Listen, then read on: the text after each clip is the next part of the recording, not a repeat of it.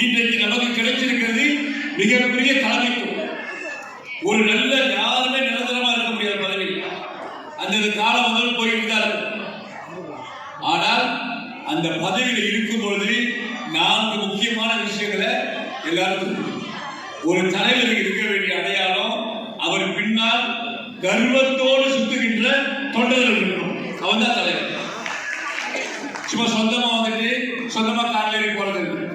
ஒரு தலைவர் என்பவர் அவருக்கு பின்னால் கர்வத்தோடு, கர்வம் அப்படின்னா ஞான செருக்கு, அந்த ஞான செருக்கோடு சுற்றுவதற்கு ஒரு மிகப்பெரிய தொண்டர் படையர். 2வது, அவர் தவறு செய்தால் அது தவறு என்று சொல்லி சுட்டி காட்டுவதற்கு அறிவு சார்ந்த நண்பர்கள். 3வது, அவருடைய கொள்கையை சுமப்பதற்கு அவருக்கு பின்னால் வரக்கூடிய சந்ததி இருக்கு. 4வது, அவர் இல்லாத போது இதெல்லாம் அவர் செய்தார் என்று காட்டுவதற்கு செயல்கள் நடந்திருக்கிறது. இது 4 உள்ள தலைவர் யார் இந்த நாட்டில்? சொல்லுங்க, யார்? நம்முடைய முதலமைச்சர். அவரை சுற்றி எப்போதும் சேகர் பாபு போன்ற தொண்டர்கள் கர்வத்தோடு இருக்கின்றார்கள். நாங்கள் முதன்மை தொண்டர்கள். அவரை சுற்றி அறிவு சார்ந்த அமைச்சர் பெருமக்கள் இருக்கின்றார்கள். அவருடைய கொள்கையை சுமப்பதற்கு அடுத்த நிலை தலைவர்கள் இருக்கின்றார்கள். அது மாத்திரமல்ல, அவருடைய செய்கைகளை இன்றைக்கு நம்முடைய அருமை நண்பர் ஜி சினாதன் அவர்கள் சொன்னது போல அவருடைய நலத்திட்டங்கள், தளபதி அவர்கள் தலைமை பொறுப்பேற்றோடு இன்றைக்கு உலகம் முழுவதும் பேசுறாங்க. நான் சட்டமன்றத்தில் முதல்வர் அவர்களை சந்தித்த பொழுது சொன்னேன், உங்களுடைய திட்டங்கள், குறிப்பாக இந்த காலை உணவு கொண்டிருந்த திட்டம் இன்றைக்கு வளரும் நாடுகள் இதை ஆய்வு செய்து கொண்டிருக்கின்றன. பசி வந்தா 10 மறந்து போயிரும்ல. அவ படிக்க போற பிள்ளை காலையில பசியோட போடுச்சுன்னா அந்த பிள்ளைய படிக்க முடியுமா? அப்ப அந்த குறையை தீர்ப்பதற்கு ஒரு தாய் உள்ளத்தோடு, ஒரு தாய்க்கு தான் பிள்ளை பசிக்கிறத தாங்க முடியும். ஆனா ஒரு முதல்வர் இந்த நாட்டிலே இருக்கின்ற பள்ளி செல்கின்ற அத்தனை குழந்தைகளையும் தன்னுடைய குழந்தைகளாக நினைத்து ஒரு தாய் உள்ளத்தோடு அவர்களுக்கு காலை உணவு திட்டத்தை கொண்டு வந்திருக்கிறது. இப்படி எதை தொட்டாலும் பட்டதாரிகள் பண உதவி, உயர்கல்வி படிக்கின்றவர்கள் உதவி, பெண்களுக்கு உதவி அப்படின்னு அவருடைய செய்கைகளை அடுக்கிக் கொண்டே போகணும். எனக்கு நம்முடைய தளபதி ரொம்ப பிடிக்குங்க. ரொம்ப பிடிக்கும் அப்படின்னா, நாம் இவ்வளோ தலைவர்களை பார்த்துருக்கோம். கொஞ்சம் கூட கர்வம் இல்லாத ஒருவருக்கு யாரையாவது ஒரு மோசமா பேசுறதை பார்த்துருக்கிறீங்களா? அவருடைய பேச்சிலே ஒரு நிதானம். அதை விட பெரிய விஷயம் என்னன்னா, அவரை குறை சொல்கின்றவரை கூட உணர்வு. அதே போல அருமை நண்பர் சுவாமி அவர்களுக்கு பார்த்தீங்கன்னா, சில பேர் சொல்லுவாங்க திராவிட கழகமா அது சமயத்துக்கு எதிரான கட்சி. சமயத்துக்கு எதிரானது என்பது வேறு, மூட நம்பிக்கைக்கு எதிரானது என்பது வேறு. இந்த ஆட்சியில் தான் உலகமே வியக்கக்கூடிய வண்ணம், உலகமே அசந்து போய் தலைமையில் அமைச்சர் பெருமகனார் பழனியிலே மிகப்பெரிய முருகன் மாநாடு நடத்தி காட்டினார்.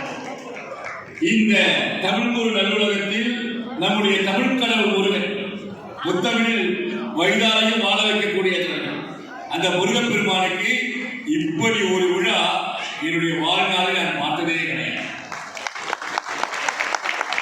உலகத்தில்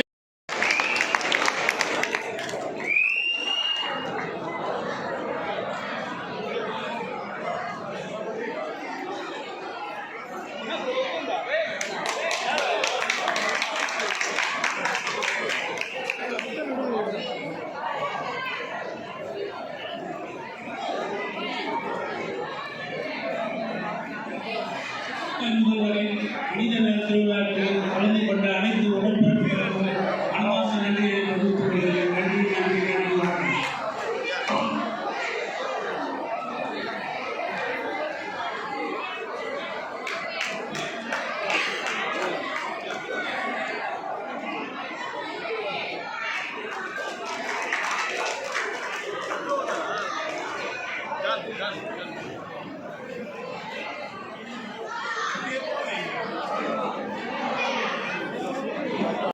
பாராட்டுவது, இப்படிப்பட்ட தலைமையின் கீழ் நாங்கள் செயல்படுகிறோம் என்ற ஒரு மகிழ்ச்சி எங்களுக்கு உண்டானது. உலக புகழ்பெற்ற எங்கள் தலைவர் நீடூழி வாழ்வார், பல்லாண்டு வாழ்வார், இந்த தமிழக மக்களை வாழ்விப்பார், இல்லாமையை தமிழகத்தில் இல்லாமல் செய்வார், பொருளாதார முன்னேற்றம் காண வைப்பார், அனைத்து துறைகளிலும் தமிழகத்தை முதன்மையான மாநிலமாக்க ஒன்றியத்திலே ஆக்கி காட்டுவார்.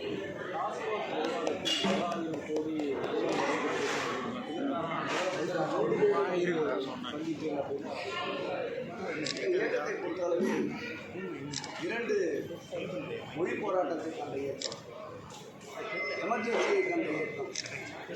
இந்த இயக்கத்தை பிளவுபடுத்துகின்ற சக்திகளை மீறி இந்த இயக்கம் வளர்ந்த இயக்கம். தொடர்ந்து 13 ஆண்டுகள் ஆட்சி கட்டிய நிலை என்றாலும் கொள்கைக்காக வீழ்கொண்டு தமிழக மண்ணில் நிலைத்திருந்த இயக்கம்.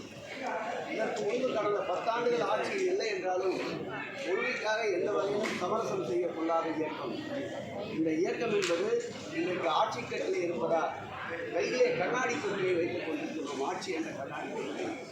அதனால் பாதுகாப்பாக அந்த கண்ணாடி தொட்டிக்கு சேதாரம் வராமல் நடந்து கொண்டிருக்கின்றோம். முறையினுள் இருந்தாலும் வாழ் தான். திமுக என்ற வாழ் எப்பொழுது போரிட்டு வருகின்றதோ அப்போது முறையிலிருந்து வெளிவரும் என்பதை அண்ணாமலை போன்றவர்களுக்கு தெரிவித்துக் கொள்கிறோம். பிரான்சிலே வந்த கட்சி அல்ல இந்த கட்சி. பிரான்சிலே இறக்குமதி செய்யப்பட்ட தலைவர் தமிழக மண்ணிலே அனைத்து போராட்டங்களிலும் களத்திலே நின்று இயக்கத்தை நடத்தி கொண்டிருக்கின்ற தலைவர். இந்த தொண்டனை நோக்கி ஒரு அடி யாராவது